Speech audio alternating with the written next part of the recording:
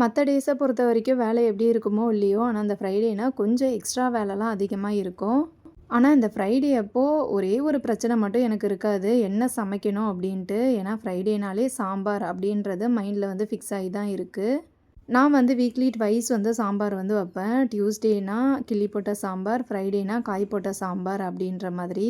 அதுவே வந்து டியூஸ்டே ஒரு சில டைம் வந்து சாம்பாருக்கு பதிலா ரசம், கீரை அந்த மாதிரி கூட மாறும். ஆனால் ஃப்ரைடேனாலே அது வந்து காய் போட்ட சாம்பார் தான்.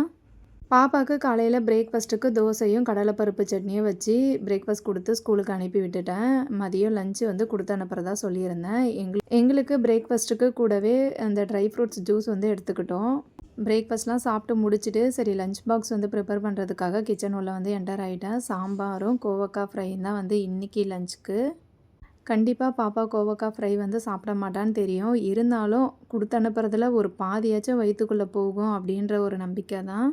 ஆஃப்டர்நூன் லஞ்சு கொடுத்து அனுப்புகிறேன்னா 11 to 11:30க்குள்ளே கொடுத்து அனுப்பிடுவேன். ஆனால் இன்றைக்கி வந்து ஷார்ப்பாக 12 ஆகிடுச்சு. ஆனால் 12:30 தான் லஞ்சு. இருந்தாலுமே எங்கே டைம் ஆகிடுமோ அப்படின்ற மாதிரியே இருந்துச்சு. எப்படியோ லஞ்ச் வந்து கொடுத்து அனுப்பிட்டேன். ஓகே ஃப்ரெண்ட்ஸ், இன்னும் அடுத்த ஒரு மினி விலாகில் சந்திக்கலாம். பாய்.